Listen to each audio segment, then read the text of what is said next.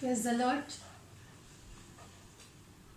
फिर से एक नए दिन के लिए धन्यवाद करते कि पूरे समय प्रभु हमारे साथ रहा, और जबकि अब रात्रि आ चुकी है और हम थोड़े समय के लिए हम प्रभु की संगति को करना चाहते हैं। आप लोग मेरे साथ आ जाइए और इस लाइव वीडियो मेरे साथ शरीक हो जाइए, ताकि प्रभु की उन आशीषों को जो प्रभु चाहता है कि आपको मिले, वो आज के दिन आपको मिलने पाए। हम वचन को देखेंगे, प्रेरितों के काम उसका 20 अध्याय उसका 35 पद। प्रेरितों के काम उसका 20 अध्याय उसका 35 पद। उसमें इस प्रकार लिखा हुआ है, मैं तुम्हें सब कुछ करके दिखाया कि इसी रीति से परिश्रम करते हुए निर्बलों को संभालना और प्रभु के यीशु के वचन स्मरण रखना। अवश्य है कि उसने आप ही कहा है कि लेने से देना धन्य है, लेने से देना धन्य है। गए हैं, लालची हो गए हैं, मतलबी हो गए हैं, और वे सिर्फ अपनी ही चिंता की बातों को सोचते, अपने स्वार्थ की चिंता करते हैं।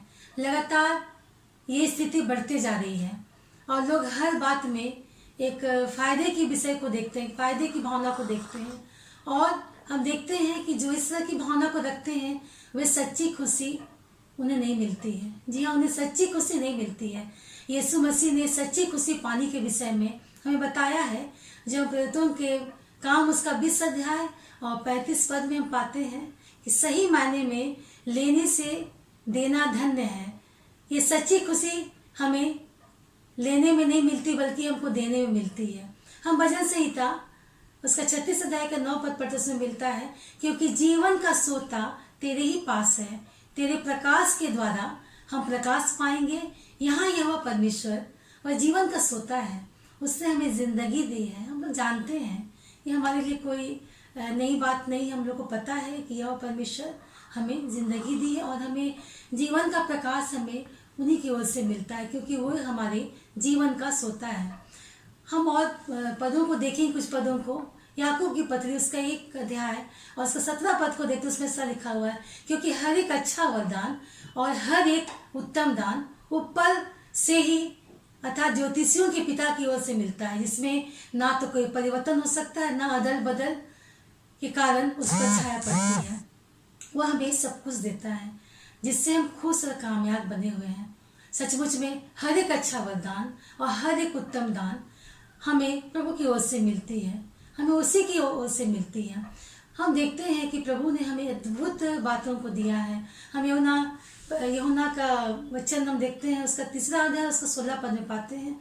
हम सब लोग ये वचन को हम लोग याद करते हैं, बाई हार्ट किए हुए सब लोग, जितने भी मसीह के लोग हैं, सब लोग इस वचन को स्मरण किए हुए हैं।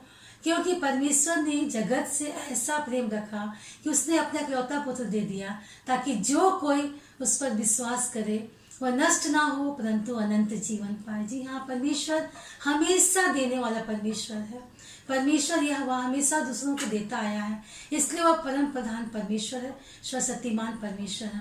हम 1 तीमुथियुस उसका 1 अध्याय उसके 11 पद को देखते हैं, तो यहाँ पर लिखा हुआ है कि यही परम धन परमेश्वर की महिमा उस सुसमाचार के अनुसार है जो मुझे सौंपा गया है। जी हाँ, यह वही परम धन परमेश्वर की महिमा उस समाचार के अनुसार है जो मुझे सौंपा गया है। अगर आप में से कितने लोग, लगभग सारे लोग एक परिवार के मुखिया होते हैं, या माता पिता होते हैं, या गार्जियन होते हैं, या पेरेंट्स होते हैं, आप बखूबी इस बात को जानते हैं कि बच्चों की परवरिश करने में कितने प्रकार का एक पेरेंट्स को, माता पिता को, गार्जियन को त्याग करना पड़ता है।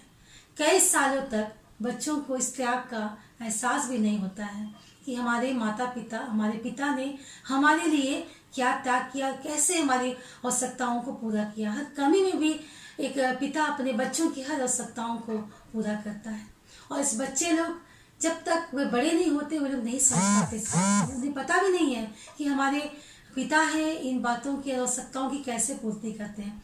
फिर जब आप अपने बच्चों को बढ़ते हुए देखते हैं, तरक्की करते हुए देखते हैं, उनके उज्जवल भविष्य की ओर देखते हैं, तो आप खुशी से भर जाते हैं। जी हाँ, आप खुशी से भर जाते हैं, क्योंकि वे आपके लिए अनमोल हैं। जी हाँ, वे परमेश्वर की आशीष है और वे हमारे लिए बच्चे अनमोल है। हमारे घर के लिए, हमारे परिवार के लिए बच्चे अनमोल हैं, और हम उन्हें बेहद प्यार करते हैं, बेहद प्यार करते हैं। जी हाँ, हम मत्ती रचित सुसमाचार उसका 22 अध्याय के 37 से 39 पद में हम पाते ऐसा लिखा हुआ, उसमें उससे कहा तो अपने परमेश्वर प्रभु से अपने सारे मन, सारे प्राण, सारे बुद्धि के साथ प्रेम रख। बड़ी और मुख्य आज्ञा तो यही है। उसी के समान यही दूसरी भी है कि तू अपने पड़ोसी से अपने समान प्रेम रख। जी हाँ, प्रभु हमें पड़ोसी प्रेम के विषय में बताता है। इस तरह से परमेश्वर के लोगों की एक खासियत है कि वे दूसरों से प्यार करते हैं। हमारा मानव एक सोच है जो हमें सोचते हैं कि हमें प्यार करना जरूरी है, और हम हमारे खासियत की वजह से, हम अपने प्रेम की वजह से हम दूसरों से प्यार करते हैं, इसलिए उन्हें देते रहते हैं। हम परमेश्वर, पड़ोसी और अपने प्रिय लोगों से प्यार करते हैं, इसलिए उनकी सेवा करते हैं। लेकिन अगर वे स्वार्थी, अगर मैं किसी की सेवा करती, मैं स्वार्थी हो जाती हूँ, तो ये स्वार्थपन में परमेश्वर की सेवा हम नहीं कर सकते और उसमें हमें कभी खुशी नहीं होगी। जी हाँ, लेकिन जब हम निस्वार्थ भाव से परमेश्वर की सेवा करते हैं तो आशीषें जो प्रभु ने हमारे लिए रखा है उसे वो देता है, क्योंकि लेने से ज्यादा दूसरों की चिंता करना वचन हमें बताता है। हाँ, लेने से ज्यादा दूसरों की चिंता करना वचन हमें बताता है। इब्रानियों की पत्री उसका 8 अध्याय के 6 पद पढ़ते हैं, उसमें का लिखा हुआ है, पर उन याजकों से बढ़कर सेवा यीशु मसीह को मिली, क्योंकि वह और भी उत्तम वाचा का मध्यस्थ ठहरा और जो उत्तम प्रतिज्ञाओं के सहारे बांधी गई थी। जी हाँ, प्रभु यीशु संसार में जब आए तो उन्होंने अद्भुत बातों को किया और एक वाचा के साथ हर बातों को पूरा किया। हम अगर पूरे पवित्र शास्त्र पढ़ते हैं तो कई जगह हमें उनके वाचा के विषय में हमें पढ़ने को मिलता है। तो यीशु मसीह का वाचा का मध्यस्थ है और जिसने कई तरह से हम लोगों को इस वाचा को समय समय पर प्रभु याद दिलाता है, उसको पूरा भी करता है। हम नीति वचन इसका 14 अध्याय का 21 पद पढ़ते, उसमें लिखा हुआ है कि जो अपने पड़ोसी को तुच्छ जानता है वो पाप करता है, परंतु जो दीन लोगों पर अनुग्रह करता है वह धन्य होता है। जी हाँ, अपने पड़ोसी से अपने समान प्रेम करना ये हमें प्रभु ने सिखाया है। ये पवित्र शास्त्र हमें बताती है, प्रभु का अनमोल वचन है। और जो प्रभु पर या दीन लोगों पर जो अनुग्रह नहीं करता वो धन्य नहीं होते हैं। आज भी अगर किसी के जीवन में दुख है, तकलीफ है, विपत्ति है, समस्याएं हैं, और जैसे इस समय अभी हम देखते हैं कि ये महामारी जो है, ये कोविड-19 की वजह से जो हमारा देश में, हमारे घरों में, समाज में जो प्रकोप एक छाया, एक महामारी का जो एक माहौल है, और इस समय हम जो सच्चे लोग हैं, जो सच्चे मसीह लोग, जो प्रभु के लोग हैं, वो तुरंत इन परिस्थितियों में उनकी मदद करते हैं, क्योंकि ये चिंता उन्हें प्रभु की ओर से मिला है। जी हाँ, उनकी प्रभु में चिंता और प्यार है। ये प्रभु की ओर से है कि वे लोग ऐसे लोगों से प्यार करते हैं और उनकी चिंता करते हैं, उन सारी आवश्यकताओं को मदद करते हैं, वो समय पर पूरा करते हैं। हम पहला पत्रस उसका 2 अध्याय का 5 से 9 पद में पाते हैं, लिखा हुआ है कि तुम जो आप जीवित पत्थरों के समान आत्मिक घर बनते जाते हो, जिससे याजकों का पवित्र समाज बनकर ऐसे आत्मिक बलिदान चाहो जो प्रभु यीशु मसीह द्वारा ग्रहण है। इस कारण पवित्र शास्त्र में भी आया है, देखो मैं सियोन के कोने के सिरे का चुना हुआ और बहुमूल्य पत्थर धरता हूँ, और जो कोई उस पर विश्वास करेगा कभी किसी बात से लज्जित नहीं होगा। हालेलुया, आमीन। सचमुच में अगर जो लोग प्रभु पर विश्वास करते हैं वे कभी भी लज्जित नहीं होते हैं। उन्हें प्रभु हर समय हर जरूरतों को उसके अनुसार वो पूरा करता है।